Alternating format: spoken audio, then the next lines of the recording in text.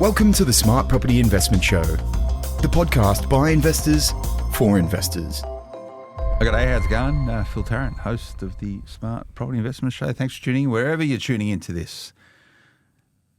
Probably, it's funny, a lot of people at the gym, taking dogs for a walk, on their ride on lawnmower.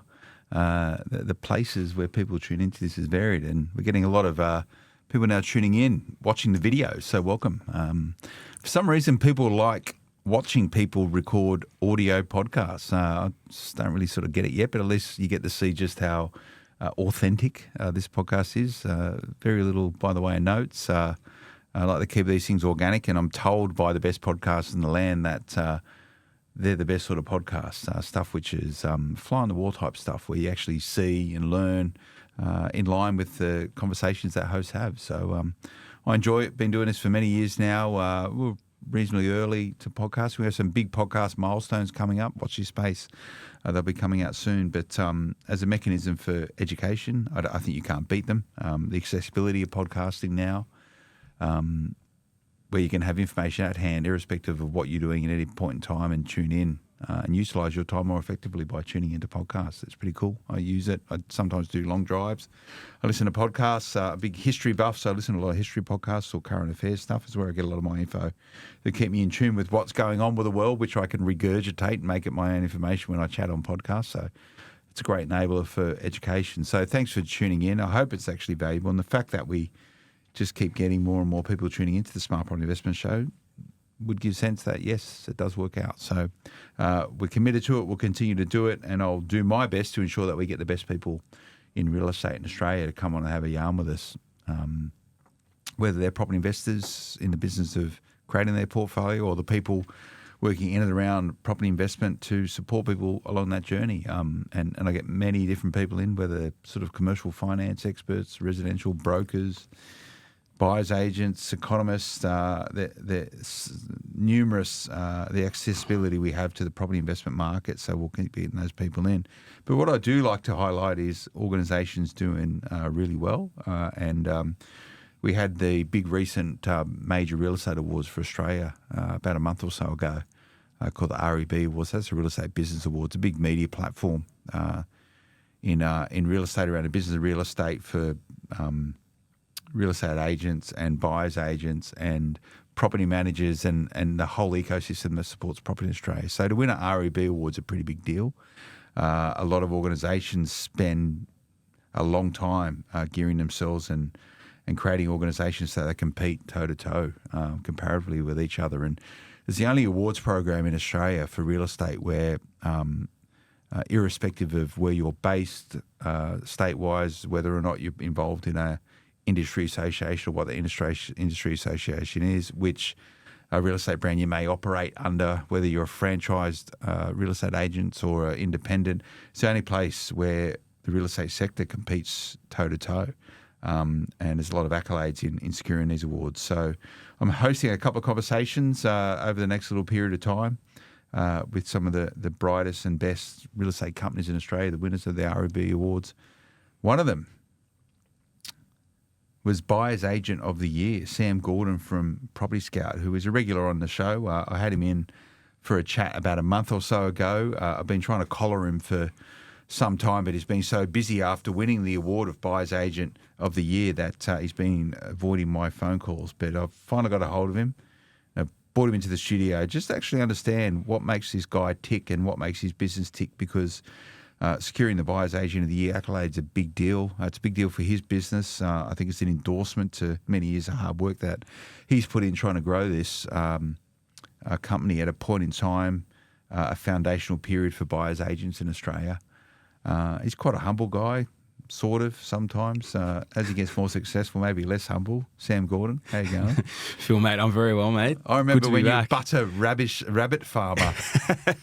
Back at the start, now you're a social media influencer. No, definitely not, mate. Definitely and not. all this sort of stuff, mate. So congratulations. Thank you, man. Thank you. No, it's cool to finally pick it up. It's 4 years in a row of finals. 4 years. Yeah. Buyer's agent and agency. So agency 3 years and buyer's agent 4. So yeah, it was good to finally take it out. Or it's always a bridesmaid, never the bride. Yeah, that's it, mate. So that's cool.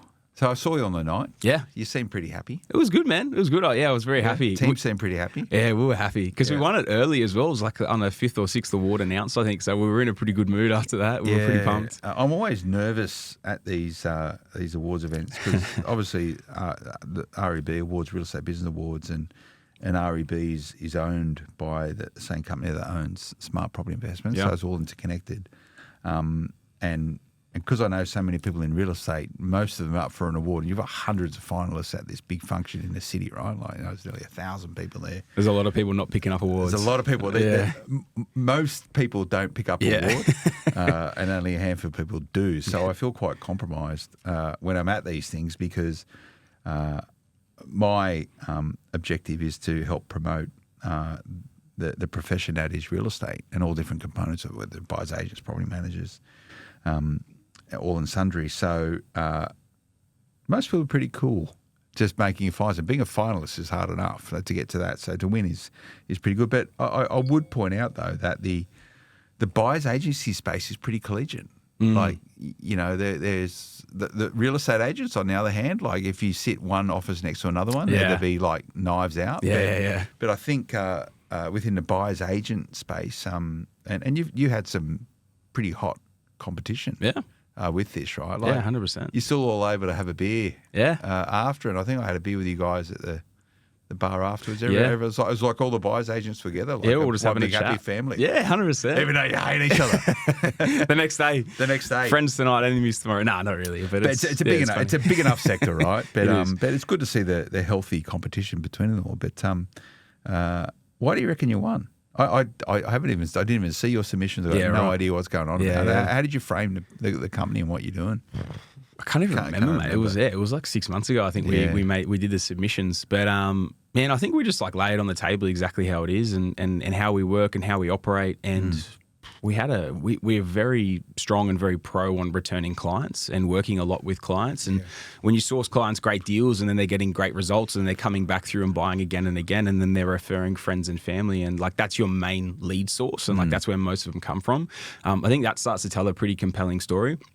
And if I won it all the way back to like 4 years ago, and then 3 and 2, and then this year to win, sort of thing, that has only picked up every year. It's only gotten bigger and bigger and better for us from a lead source side of things. So I don't know if that's like probably one of the biggest contributing factors is being so strong on that returning client and repeat and referred sort of business as well. It's a real tough one, right? Because it's measuring the effectiveness of a buyer's agency, as in a business of buyer's agents, is probably quite different to a buyer's agent. So it's a company award versus an individual award. So you've won the individual award. So this is you as a buyer's agent. And I imagine you would tell me that a buyer's agent is only as good as the team that they surround themselves with. We can have a chat a little bit about it later on. But I think it's easy to measure the effectiveness of a buyer's agency using business metrics. You talk about sort of growth in revenue and growth in repeat customers and,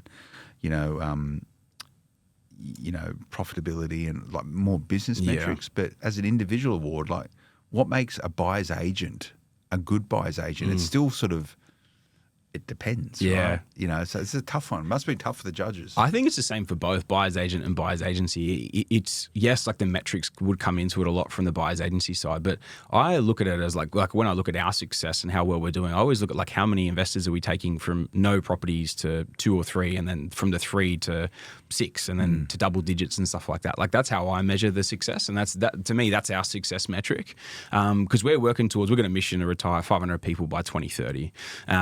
And that's a lot of high quality deals and working with repeat clients, obviously, to get them to that point. You can't do, if you're working with 1,000 clients, you're just doing a deal, 2 deals, you're not going to get them there. And I think like for us, like we just stay laser focused on that. The awards and obviously the little accolades and stuff as you go along as well, they're just like a really good reminder that you're doing the right thing. But yeah, for us, like that's a success metric to us, I think, that we always keep working on.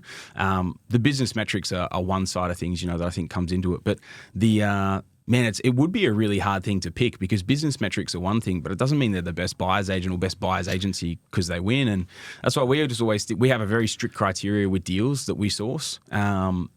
that was really born from back when I got burnt as a investor back at 26. Yeah. And that kind of really bred like a very, very straight sort of moral compass and what I was going to try and help people with from a buyer's agent and agency side as well. So for us, we just focus on that, and then the proof's in the pudding. So some of the best gifts come badly wrapped. So you being burned, to use your comment, as a 26-year-old property investor by a buyer's agent, sort of gave you the pretense or the catalyst to go, I'm going to do this myself, right? And you've created the business around it, and you're now the buyer's agent of the year. So you should be very proud of that. But were you really burned? Like, how do you classify burned? 100%. So I lost 10 grand, like 9,900 when I was 26, making a lot of money. 60, 70 grand. Yeah, like after tax, you're clearing 50 something thousand a year.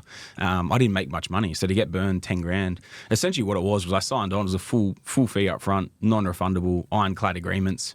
And yeah, man, the deals. What I did was I went through a few different buyer's agents that were probably like slightly more reputable looking back in retrospect. And they looked at my portfolio and they go, mate, you're doing fine. Just keep doing your thing. And they actually didn't sign me on.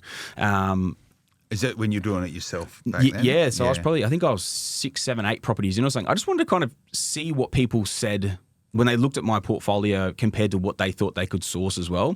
Yeah. And most of them were pretty upfront of being like, a lot of them said to us, we won't be able to beat those deals, because I said they have to sort of beat these things. And I went to the final guy. I kind of like pressure tested a few people and went to the final guy, who was the guy I'd kind of wanted to work with.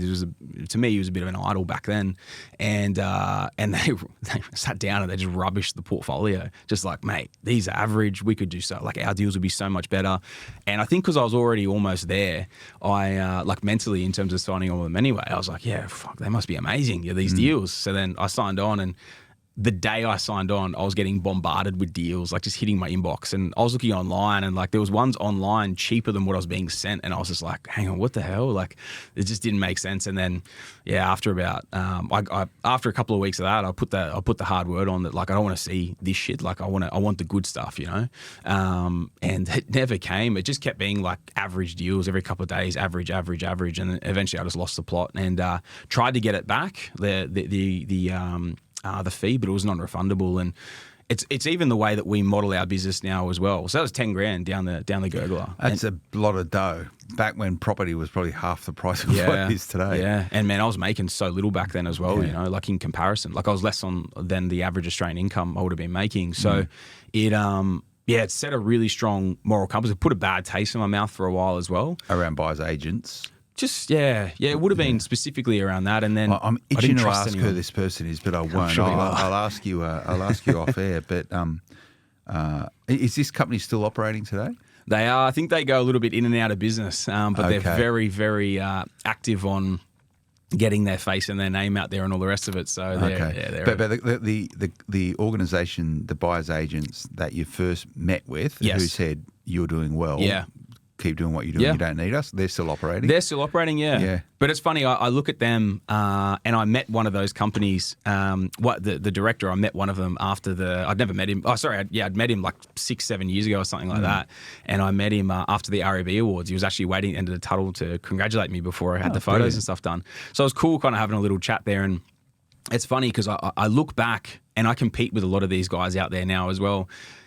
And I know we're doing well because we'll build the relationships. We'll get access to a lot of these other buyers agencies before they do, and we can negotiate really strong prices kind of on the front. So it's cool to kind of put that metric and that bar against them. Yeah. My honest opinion is that we do outperform them on that front, and I think it's because a lot of them they kind of go for scale, and so it's very hard to continue to deliver quality at scale. Yeah. And so that's been the thing that we always struggle with. We always just make sure that the quality remains the same, and there's a certain amount of deals that we can do every month that we can still deliver as quality. And yeah, man, that's just the way we operate. I'll never change it because of what happened to me back then. Well, you know, and to the point around that negativity, which would have hurt the back pocket at that point in time, is one of the reasons why you're doing what you are today. And that's not a bad outcome, to be fair. It's probably the best $10,000 you've ever spent, to be honest with you. I literally joke with people that it was the best 10 grand I've probably ever spent, because it also made me realize that my portfolio is actually pretty good. I just got to figure out how to actually keep it going, like finance-wise at the time with lending and whatnot. But then it allowed me to figure it all out. And that's the cool thing of I've been through the real different part that I look at myself compared to almost everyone else out there in the marketplace is I've been through most people's shoes of how do I actually build a portfolio on less than an average Australian income or at the average Australian income and be able to kind of build it from that way, because I've been through it myself. So it's cool, but it definitely is the best 10 grand I've ever spent, because it just put such a fire in me. I mean, I went crazy after that, like with buying, like it put me on the sidelines for a bit. I was a bit like disheartened, and then I can't remember what it was. It was some like turning point that just made me go, nah, I'm going to get after this. You know, you might not have liked the lesson, but it was a good lesson. Right? It was a very good lesson. A very good lesson, and you need to understand when you're in the moment that this is a lesson that you might not like, but it's a good lesson. And definitely. You know, I revert to that a lot when you say, this sucks. But like, okay, what can you take from it? And but it's good. I don't know who the person was you were speaking about that congratulated you after the award win, but I think for our listener, it gives some sense of the collegiateness of this sector. Yeah, like there's a lot of good operators in the buyer's agent space, and it's still a new industry, right? Like Definitely. It's still really a new industry. And not a lot of people use buyer's agents. And I sometimes get some criticism. People going, you always talk about using buyer's agent. You don't have to use a buyer's agent. You know, I buy property with a buyer's agent. I've done it separately to it.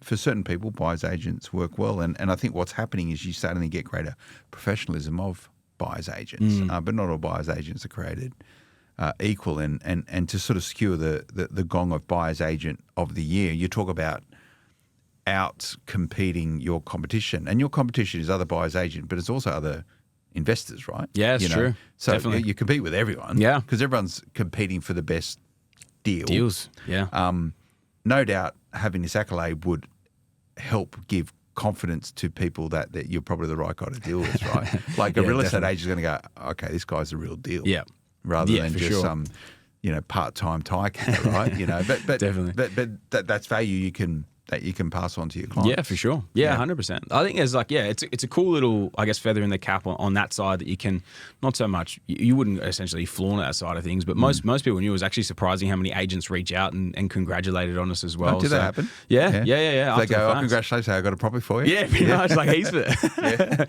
But it was the same. It was property managers, and then different agents that both myself and other buyers agents in the team work with as well. I think like it's exactly as you said, it's an individual accolade, but I think like it really does come down to the team, and obviously the win gets to be spread within the team as well. And I think that's really powerful, and I think really, really good, for us and for our side of things as well, because we're all about good deals. There's people out there that say you can't buy below market anymore, and anything. It's just like I laugh in the face of that, because they're not trying hard enough. They're not trying hard enough, or they don't have the capability to do it. And there's still some of us out there that obviously believe wholeheartedly and go after doing that as well. So it puts that stock in still being able to do it, So you must have been quite relieved when they said, and the winner of buyer's agent, Sam Gordon, because you probably sat there, you bought a table for these awards, you spent a fair bit of dough probably bringing the team down, It was the first year I brought everyone in. Not everyone. I brought like a hotel rooms, no doubt. Man. So it's a big deal. But I actually took a video because I didn't know I was going to win. I haven't shared it with you. Oh, yet. Really? Yeah. So I'll have to show us. I'll show you that. And I know there's stuff up online and stuff around it, but you check it out. So what for them it must have been, affirming their decision to work with your business, right? Like, it's probably a good thing from a team-based thing. Were they happy for you? Yeah, of course. So everyone was pumped. We've got a ridiculous culture, right? So we're a little over 20 staff within the team now as well. And man, everyone's an investor. Like everyone's got property, everyone's buying. Are they property investors first, and then they work for Australian Property Scouts second? Yeah. It's kind of a prerequisite. So you guys, so working for you is the side hustle, is it? the investing in properties is the main game. No, they're not. They're not like I'm just thinking about it. Pretty much everyone except for my co-host on Scouting Australian podcast, Jimmy. He's the only guy that's got a double-digit portfolio as well. That's why I love doing it with him, because we riff so well across property portfolios, building it, all the rest of sort of stuff. But everyone else is still in their journey and still in their accumulation sort of thing. So I think they all love it because they get to live and breathe and work within this space. But then also build the portfolio, deal 2 deals a year sort of thing. Keep building the portfolio. So it's good, man. It's awesome. It breeds that culture of like, everyone celebrates the wins, and everyone that came down or came up for wherever they kind of came from for the awards night, they're all just humbled that we pretty much had invited them to come along, because everyone was excited. They know it's the biggest real estate event of the year, and it's a nationwide thing, and so many people kind of thought it was just state based. Like agents would call us and they, is that like the state one? And when you explain to them, it's literally essentially the best buyer's agent being awarded in Australia, it does sink in, man. It's a pretty big one. Yeah. So how were everyone's head on the Friday morning after it all? Did you guys kick on and celebrate a little? There was half of us. I think we ended up back at the room about 3 or 4 a.m. It was a pretty big one for half of us. So getting up to get that flight early next day hurt. But yeah, the other guys, they were all pretty fresh. Yeah. Yeah. You got to do these things. But how did you reflect on the win? Was it? Must have been quite serendipitous for you to go, wow, this journey. And I know you sort of won an award as an investor once, right? Before you even become a buyer's agent. Yeah. I don't know how you measure the investor of the year. Investor of the year to me would be an easier one to measure because you're looking at their portfolio and what they've built. Yeah. And so that was, I had 20 properties at 29 or whatever it was. And that was the year that I won it. That was easy back then, mate. Properties only cost a couple $100,000. Mate. Yeah. Yeah. So it was, I won that one. That was in the first year of business. Okay. So I started the business in 2019. At the very end of 2019, I'd won it, and the award came out January 2020. So, man, that was cool to win. I think I definitely had no idea I was winning that one. They shocked me when I got the phone call that I'd won. So, so that was an endorsement of the portfolio you created. Yeah. On a limited-ish income. Yeah, definitely. So what job did you have before you started Australian Property Scout? What were you doing? I was on the farm, man. So I was You're working. still farming then? Yeah, we don't farm, right? So it was the old rabbit farm, but the old boys sold the rabbit farm in the early 90s and just kept the mill running, and they'd produce stock feed and supply zoos and everything all across the country and different farms and different things like pellets and stuff. Literally that's what it was, man. It was a pellet mill, right? Is what we ran. But I pretty much laboured on that, and man, I worked heaps of different jobs as I kind of went through. That was really handy for me because it was very flexible with what I could do from both renovations and from soccer as well, because I played soccer at a decent level. That's right. And so I'd travel, and if I needed to finish up or if I needed to take a long weekend for a double header games or things like that, I could work those things in and work those hours back very easily. So what were you doing, like putting pellets in bags and back of trucks and shipping them off, that sort of stuff? Man, it was literally glorified labourer. I was just a labourer. I just used to work my butt off every day with that stuff, and it kept me fit. Bet you did. And mate, I remember listening to SBI potties. I remember because I had my little notepad and I'd be in between and I'd write them down. I'd run out my notepad, I'd get a bag and I'd write on it. So I used to talk about how people listen to podcasts. So you used to listen to it at work. 100%. Yeah. Just thinking, how do I get out of this? I could not explain the monotony of this job, like how boring it was. So I had to, that was, I joke about getting a bachelor's in property from all the content that I consumed over all the years. And man, that's literally what I used to do. I used to listen to this stuff all the time. So how many hours do you reckon you invested in property education? Because they call it the rules of 10,000 hours. Mate, well over 10,000 hours. And that was just by when you're at work, you just listen to podcasts. So I would have bought my first property magazine at 19 after I bought my first deal. I bought the 3. So it was Smart Property Investment, Yip Mag and API. And I used to read those back to front every month. So think about how many would have been in that. And then podcasts started coming into the world, and I went to property seminars. I went to little 2-3 day boot camps and sort of thing, tried to learn as much as I could. And what I found was there was always a bit of information to glean from everything. And even though like a whole seminar or whatever, or a whole 3-day weekend, it might not be that great. But if I could pick up a few little things as I went through and then applied it to my portfolio, I think that was one of the big reasons I won Investor of the Year, because I remember one of the comments, I can't remember exactly who it is. I'm not going to say who I thought it was in case it wasn't him. But it was a really good, like a really big property economist, like well known in Australia. And I remember his comment of the reason he selected me for it was the diversity of strategies that I'd done in my portfolio. Done renovation. I focused on buying below market, chasing yield on a low income, done renovations, done subdivisions, done community titling, all these different things, granny flats, like all these different things that kept me moving in my portfolio, embraced different lending structures and financing structures and all the rest of this sort of thing. And the diversity of what I'd built in my portfolio, I think that was the big kicker of why I picked that award up. And I think consuming the amount of content that I did, that I'd pick up all these different ideas and then I'd go and I'd implement them and see what worked, what didn't work. And so did that mean what worked and what didn't work? Yeah. So I was going to say, did that mean you had a real scattergun approach to it? Because you early, man, I was all over the joint. Yeah. So, and you would probably say to people, you shouldn't do that. Definitely not. No. That's why what we do now is super refined. Yeah. And the cool thing is, and this is also why I started School of Property and why I actually recorded that and put that out as a program, because man, essentially, like for 15 years, I've just been gleaning as much information and content and everything and strategies as I can to then build the strategy of how we work now and all the different things that we apply to our portfolios. And I think we laughed about it when we talked about it last time. It's like 15 years worth of knowledge and thousands of deals that I have now done into 80 videos, that you could, however many hours there is of content within that.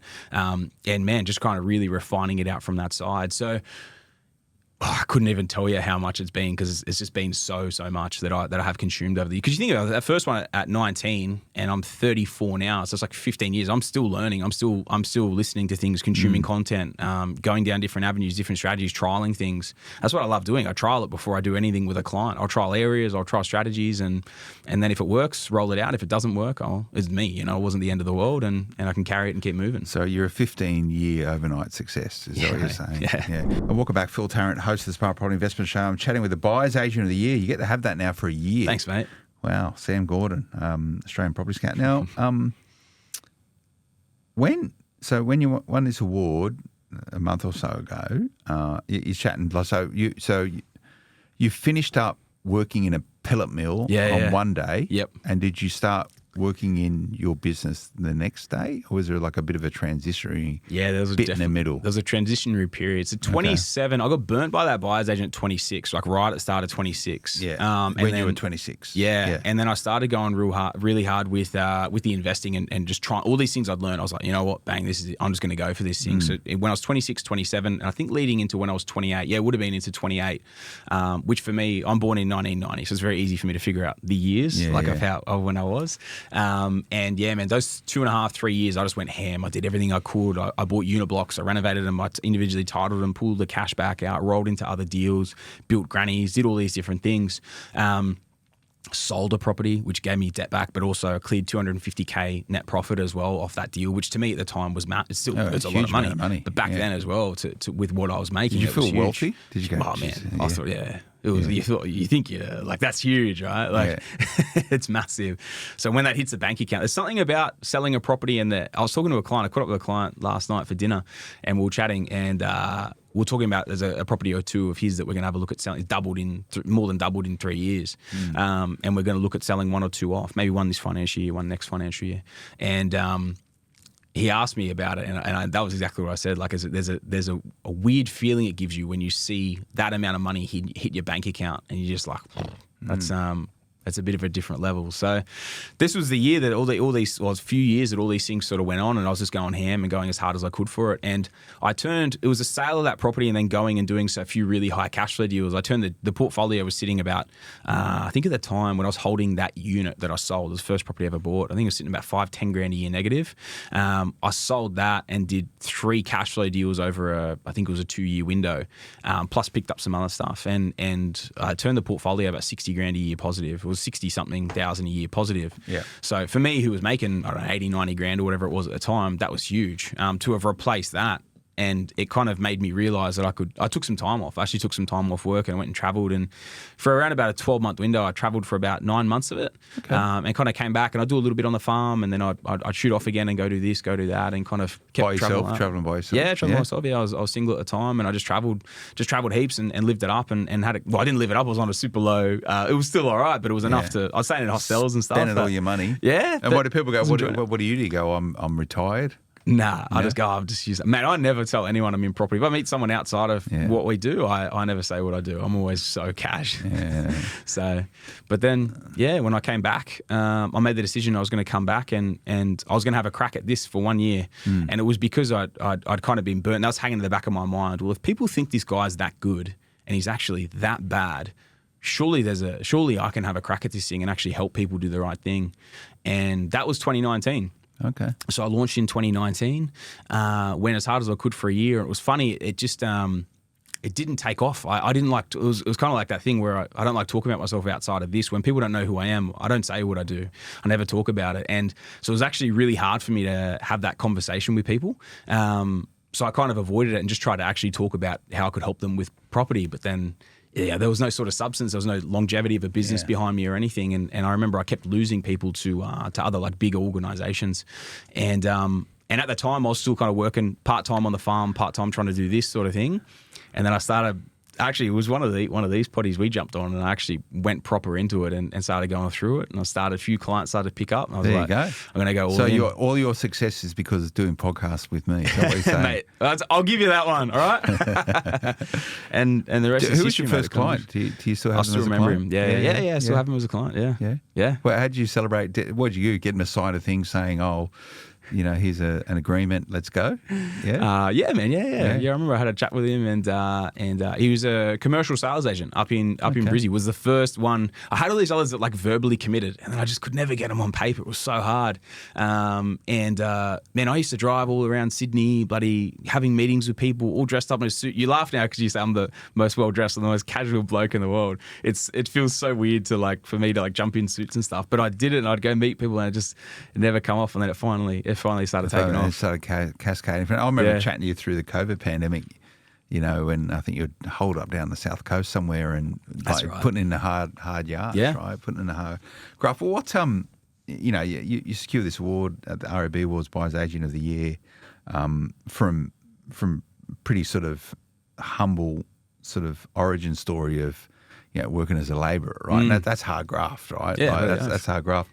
What did your family say? Did you tell them that? Oh, look, I just got called the best buyers agent of the year. Did they go, I told you could do that? I go, I never thought you'd make it. What's their view of it all? They don't care. Yeah. They don't really care, to be honest. Like they said congrats, but I remember when I won Investor of the Year back, and this was when I was nobody, nothing. I didn't have. They knew I didn't have that much sort of cash. I wasn't throwing anything around. And I remember I told my old boy, I came in the kitchen, and this was after I'd had the call, and I came out and I saw them there, and man, and I told him, and he goes, "No, you didn't," and then turned and walked away. He didn't believe me. So, but they believe this one a little bit more now. They took that one on face value. So do they think you're really like wealthy these days and really rich dude and it's all the same, is it? Well, mate, I still dress the same. I mean, I wear $25 t-shirts. I've had the same shorts that you've probably seen me in for the last 3 years in a row. I say I don't flaunt it, but I have a Ferrari. So it's like, what do your mates reckon? They go like, oh, I could have done that too, or... Nah, because I remember... You dropped all your mates from the old days and now you just hang out with cool people. Nah, man. You strike me as that sort of bloke. Do I really? No. So, like, the old mates, it's funny, man. Like, I still love a lot of my old boys that I used to grow up and played a lot of soccer with and stuff. Yeah. They're all heaps happy for me, man. It's kind of cool, kind of looking back on it. I actually help a lot of them with their portfolios now. I bet you do. But, mate, they all remember because I'd have holidays over the summer holidays and they'd catch up, or, mate, you want to come for a beer? We'll head down to... there was Pepe's on the beach in Wollongong. It was this amazing spot, man. Looking over, it was the best North Gong, and they'd hit me up over summer. They're like, "Oh, you want to come down? Like, well, go for a drink or whatever." And man, I'd be off. I'd be in Brizzy, Adelaide, bloody out the back of Whoop and doing renos. I was never home. So when the season had finished, I'd go and do renovations, and I didn't take a holiday for like 7-8 years. So it's one of these things like. There's a lot of sacrifice to kind of get where I have gone to now and where I've been able to kind of. But you don't feel as though you sacrificed, though. You don't see that as a sacrifice. You couldn't see it as a sacrifice. For me, I was a labourer. That was my way to wealth. You know what I mean? Like that was just part of the journey. So that was my second job, sort of thing. So if you didn't do this, you'd just be labour. Like, not that labouring's a bad job. I've been a labourer. Yeah, yeah. I come from a family of labourers. It's good, honest living. Yep. It's tough living. I miss it sometimes. Yeah. I miss the physicality of it all. Yeah. I miss that. I got to get my fix on the weekends doing it. Like I'll choose hard jobs just for the physicality of doing it, right? Just to remind me, you do it for a day or two. You go, imagine doing that like 5 days a week. Yeah, man. You'd be stuffed. So it's nice to have that choice. But no, if I hadn't done this, I gave myself 1 year, and then if it didn't work out, I was going to go back and I was going to do a mature age apprenticeship, get my builder's license. I was going to develop my own projects. Okay, so that was the game plan. You still do that? Yeah, 100%. So it was that was always going to be my natural progression. Was what I was kind of thinking about. But I thought, give the BA a run for a year, see how it goes, and then make a decision after that. Now you're sort of killing it. Doing all right. Yeah. Doing all right. So how important is it to you to sort of be a centre of influence with with the sort of cohort of people that use your organisation and use yourself to buy property. People talk about sort of building a tribe and all this sort of stuff, which is sort of marketing hogwash as far as I'm concerned. But how important is it for you to be representative of something that can be emulated? Because the story is it's a straightforward story around hard work, investing in yourself and education, and taking action, which cascades into where you are today. You pick up any paper or listen to any sort of radio station, I'll tell you it's impossible to buy a property in Australia now. It's so hard for you're not a young person anymore. You're not old, but it's impossible for young people to invest in property. Property's out of reach for all Australians. It's so unfair. The Great Australian Dream is dead because property's too expensive. You were sitting there making pellets for chickens, listening to the podcasts, and now you're the buyer's agent of the year, right? It can be done. 100% It actually can be done. Yeah. So for you, how important is it for you to show people they can be done, and then sort of cajole them, educate them, shift their mindsets to get there along the way?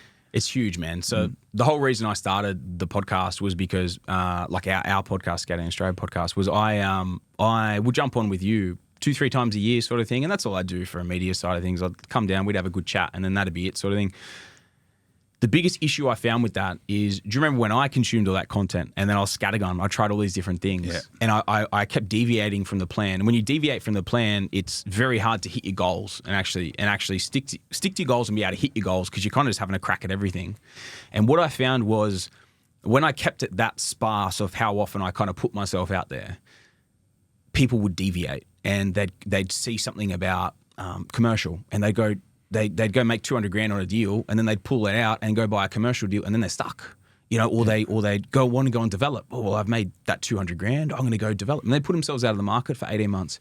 And what I find is, if you stick wholeheartedly to a game plan for 5 years, you stick at consistent accumulation. You buy the right growth properties, the right area at the right price. You put the cash flow deals in when you need cash flow deals, and you stick to the game plan that keeps you moving forward. You move the needle so far that like ridiculous results come off the back of it. And so these days, it was never something that I really ever wanted to do. And even these days, like I might post 3-4 posts a year on my personal Instagram, right? I try and get it up a little bit now from a property side of things, but literally a couple of times a year. And obviously the Australian Property Scout one is a lot more consistent. But it's really, these days, it's only more consistent because we do the podcast as well. And kind of everything flows and kind of, builds off the back of that as well. Because, what I found is when we can keep everyone's mindset on the right thing. And whatever strategy you're doing, if it works for you, if you stick at that thing and it works for you, you're going to succeed. But this strategy for us is majority of Australians, whether they're below income earner, average income earner, above average income earner, whatever it is, if they stick to the strategy that we implement and that I've kind of created off the back of all my years of investing, if you stick at that, you will succeed at property. And so this is where I never really wanted to do that so much. I was always a bit more, I like to kind of be a little bit more low key, but I found that doing that keeps people on the right trajectory and they can keep building it as well. So it's not really if it was from a vein side, mate, I'd be posting all this shit all over my own personal stuff all the time, but it's not that. It's, it's really just trying to deliver as much value and consistently as possible to help people keep leveling up. Welcome back, Phil Tarrant from Smart Property Investment. Now, Sam, I've often thought about this, and we've sort of spoken about this journey, which by no means is near its end. Yep. I would say you're sort of still on your pathway. Showing that it is accessible to invest in property, irrespective of being a low or middle income earner, and now create an organisation where you become the buyer's agent of the year at the REB Awards for 2024, a mantle that you're going to have to try and defend next year, which will be very difficult. But when you sit there and you think about this, you have to be a lot more open in order to show people that you can do this, and here is how you go about doing it. The type of people who are interested in working with you, like, are they like you? Like, do you have diversity in your client base? Have you got not youngish sort of mid-career guys like you as clients? You've got like, we've got a big spread. Pensioners and stuff? Yeah. Maybe not. Actually, we do have one. This is Old Bird at the moment that's we're working with. Yeah. Sorry. But that's one of her Mate, she's in her 80s. She's like 84. Okay. Her son is in his 60s that we're helping him we're trying to get him to retirement and the game plan that he wants to. And then his kids are late 20s going into 30s. And we're helping like all the three generations. So you're doing 3 generations simultaneously? Yeah. Okay. It's all across the board, mate. So it's... So you don't attract a cliches type. We do like the most. I think the commonalities might be like ambitious people, right? Yeah. And that's the thing, mate. They come from all walks of life. You know what I mean? Like I definitely attract like your more go-getting and hard-hitting and tradie sort of style people. Heaps of people like that as well. But then equally, you get heaps of like ambitious professionals who might make decent money or very good money or decent money, whatever it is, and they're just trying to build something significant. But they're very good at what they do, but they don't know how to build it on this side of things. And, you know, they want to use property as their vehicle, whether they do a little bit of other stuff as well or not, but they know property is their vehicle but they know they can't execute at the highest level. So that's, you know, thankfully where we're able to jump in there and help them as well. Yeah. What do you least like about being the buyer's agent of the year? What do you least like about your role? There's got to be stuff that you just probably working 15, 16 hours a day. Yeah. You're still putting in the hours? Oh, mate, massive. Yeah. It's funny. But look, tell me about that. What's a normal day for you always look like? You probably start the day with a cup of coffee with probably honey in it or something or other, and you know, avocado on toast overlooking the beach somewhere, and then you probably journal, and then you probably have a green smoothie. That sounds amazing. Is that yours? Is it? Well, mate, whenever I jump on the internet, there's always someone who has this ideal magical life, and then they'll spend 2 hours creating content, and then they'll do a yoga session, and then they'll go and watch the sunset, and they'll journal again. Is that you? Definitely not. Actually sounds great for a little holiday. But you know what I mean? You Yeah, see it, right? Like I just think it doesn't exist. It's someone. I'm not going to say who it was, but someone at the RAB Awards the other night that I caught up with. You and I both know him well. He said to me that he only works like 2 to 3 hours a day. I'm like, what do you mean? And he's like, yeah, man. Like I've got the team. I only work at 2, 3 hours. I'm like, what are you talking about? That's crazy. Yeah, I don't know if I believe that. Mate, dude, I do that before I go to the gym. So I get up at 5 in the morning. I'll work typically 5 till 7:30, 7:30, and I do deep work then, right? So like I do all the things that I know when everything else happens during the day, I'm not going to have the headspace to be able to do that stuff properly. Whether that's catching up on something or, deep work that I really need to focus and be creative on. I do that every morning from about 5 till 7:30, 7:30, and then I'll finish then. I'll go to the gym. Normally go to the gym for an hour, and then I'll duck in to do a sauna ice bath every morning. That's without fail, I do that. And what happens is it means I get to 2.5 hours worth of work. I get a mad gym session in. I get my sauna and my ice bath. And at 9 a.m. when most other people are starting, I've already done all that. So you do this every day? Every day. This ain't like some ideal picture you're trying to paint here. You generally do this. I always laugh when I hear about other people doing it. Because you hear about it, you just go, oh, yeah. Well, you ain't got kids or anything yet, so you probably... Yeah. So enjoy the time while you can, mate. Yeah, 100%. Things change. Yeah. But, man, I find if I don't do that schedule... Yeah. If I don't do my gym and my recovery stuff in every ice bath and stuff, if I don't do that every morning, I'm sluggish all day, and I hate that. So I have to do that every morning. Okay. But I find if I don't do the block early in the morning, the stuff that I really need to get done doesn't get done. So I didn't used to do it like that. I used to get up at the 5 and go straight to gym. But then I found my sessions had turned into an hour and a half. I'd spend an hour at the sauna and the ice bath, and by the time I'm getting back, it's like 8:30, and I haven't done that deep work first. So I've changed it, and that's the way that I do. And it's funny you ask that because I always laugh when I hear other people sort of like I don't laugh, but like I wonder if other people actually do it when they say those sorts of routines. Well, a lot of people say the routine is key and this 5 o'clock club thing and all this sort of stuff. And everyone goes through a moment in their life where they try and join have this a crack 5 at o'clock. it. I never done it. It's like, not doing it. That's not for me. Yeah. Okay, so you get the work. Yeah. And then, oh, mate, pretty much I go hard from pretty much 9 a.m. till around about 7, 8 p.m. at night. Every day. I normally try and keep it to 5 days a week, and that's my thing these days. Of like, I from a monetary perspective, I don't need to do that. I haven't needed to do this for years. I love doing it, and that's why I work as hard as I do. But I like to have my weekends where I can. So, and then again, I might do the same thing on the weekend, on a Saturday, and finish at midday latest if I have to do a few things. But if I don't have to do it, I'll go straight to gym, hit the ice bath, and go grab some brekkie with Morgs, and that's pretty much it. But that is the schedule. I typically run from like 5 a.m. till around about that 7, 8 p.m. most nights during the week. And you still look after yourself. You're not in the booze and going out and doing all that sort of stuff because it's hard to do both, right? Well, yeah, definitely. No, you can't. You can't do it. But you got to protect your weekends as well. That's I'm very protective of my weekends these days. You can't when you're starting out and work. Yeah. But you got to do that hard work for a little while. But so that sounds all pretty reasonable. And is that just on the phone doing deals and, looking at places? Do you go out and look at real estate now? Is that all of it? You travel a lot still? Yeah. We still head out. So I might head on the road with the team. I probably head at least once a month. I'll head out with the team. And when I say with the team, different guys in the team will work in different locations. So I might be one week, I might be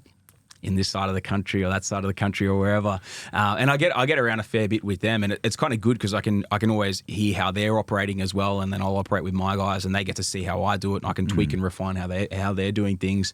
And man, it's really, really good to keep me super on the tools and super sharp. And do you keep that routine though when you're out traveling, or you sort of the only thing that I can't add in there as well, or keep in there, is the ice baths, because even when I'm down here, I can't find anywhere where I am. Do you choose a hotel which got a sauna? Yeah. You do? Yeah. So I did sauna this morning, and then I just jump in my morning showers is just a cold shower, but it's not the same. But it's better than nothing, Yeah, there's places now that do ice baths, and you can get a little subscription for them. Yeah. Well, that's what I got up in. So I'm told. Well, that's what I've got up in next door to my gym. Yeah, that's what I got. It's easy as. Okay. And do they know? They just come in. Yeah. So they literally all know me by now. A couple of my clients now. Kid you not. So do they put ice in the bath, or is it just really, really cold? Yeah, it's like a think of like a heat pump. Yeah, it's like a cold pump. Pool. Yeah, and it goes around. It normally sits at about 4 degrees. Okay, that's all right. Yeah. Go jump in one, tell me it's all right. That's all right. I can handle it. It's not bad. It's funny because it's over 0. If it was minus, it sounds freezing. But because it's at 4, like 4 to 8 is normally where most ice bath places will sit. Yeah. 8's definitely like very manageable, very tolerable. When you start getting to like 4 to 5 degrees, that's cold. That bites. But it's good, man. Like it's people. It's funny, you go there and people will whinge about it being like too cold, and you're like, mate, it's an ice bath. You know what I mean? Like, that's what we're here for. So I love it. About, so it's cool. keeps you on the level. Keeps me sharp. Yeah. Yeah. Okay. How long do you reckon you can do this for? Probably till I have kids. Yeah. No, I don't know. But just in general, right? Yeah. You've still got a long way left in your career. And you don't strike me as the guy who's just going to stop working and I don't know what you do. Yeah. I don't know what you got any interests other than buying property and making money? Yeah, I love to travel. So that's what I was about to say. It's normally once a quarter I'll take 1 to 2 weeks off to recharge because I can't. I've tried to run this schedule for like 6 months and you just burn out. I did it last year when I was finishing off School of Property. I didn't do anything. I didn't take any time off from it was August, September, October, November, December. So it was 5 months straight. But the last like 3 months I was finishing off School of Property. And man, I was doing like I was working the full weekends to finish all the recordings, and I just ran myself to the bone. I was dead for like a week when we kind of finished up on Christmas Eve or whatever it was. I was dead for like a week to try and recover. So that's I try not to run that long and that hard. Normally that 12 to 13 week cycle works for me with this. Yeah. Go recharge for a week or two, come back, and then bang, do it again. Where are you going to this year? Any locations on the horizon? Going to Thailand in a few weeks. Okay. Well, after the summit, actually. We've got the summit I think, actually, it's coming up. It's only a few weeks away. That's right. Tell me about that again. Yeah, so that's the Australian Property Scout Summit up on the Goldie, April the 13th. However, it's only a couple of weeks away now. Yeah, man, and we're pretty much all those summits I used to go to, and you glean like a little bit here and there. I want to kind of flip that on its head and really it's a one-dayer, man, that we just want to give out heaps of value. So we're doing live Q&As with people with like decent, like strong portfolios, going to do a round table session assessing them, end of quarter recaps of the market the market that we believe is coming and everything as well. Heaps of different strategy sort of pieces as well. Going to have my accountant up there. We're going to be doing heaps of different things on that, how I track and manage my portfolio. So like a lot of people will ask me, how do you manage your portfolio? Back when it was 30, 40, 50 plus properties deep, how do you manage a portfolio? And I'm actually going to have a session on there with the accountant where we run through actually how I manage mine with the program that he sort of built. He literally built it for my portfolio because I was like, man, this is getting out of hand. And he built this thing and this is what I use. So that's like one of the sessions that's in there. So I kind of want to, it's funny you were laughing before about like a tribe or a community sort of thing. Like I agree with you. Like it's a bit like airy fairy sort of a comment, right? Yeah. Like the tribe side of things. But man, for me, I'd probably want to call it a cult. Like I'd love to build a cult of people who just live and breathe this stuff and they just want to, they actually want to succeed out of this thing. You know what I mean? It's not just like, oh, it's on the side or I'm going to go do this, do that, all the rest of this sort of stuff. No, I'm going to commit. Like I'm going to be in on this journey and go super hard and chase after this thing. It's actually not a pitch face, man. I'm not trying to sell anything there. It's actually a day of like hectic content that I just want to smash out and inspire people, motivate people and get people to go to a different level. That's cool.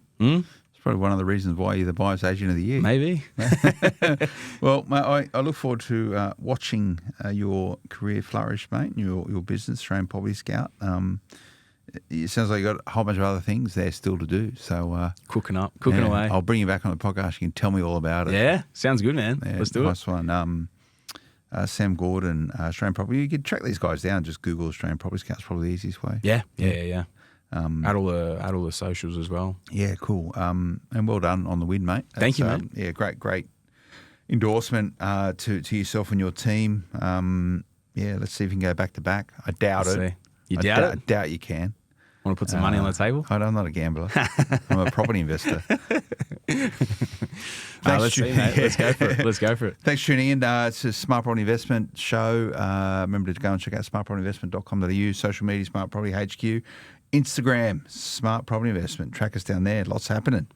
Like us, follow us, keep connected with us. We'll see you again next time. Until then, bye-bye. The information featured in this podcast is general in nature and does not take into consideration your financial situation or individual needs and should not be relied upon. Before making any investment, insurance, tax, property or financial planning decision, you should consult a licensed professional who can advise whether your decision is appropriate for you. Guests appearing on this podcast may have a commercial relationship with the companies mentioned.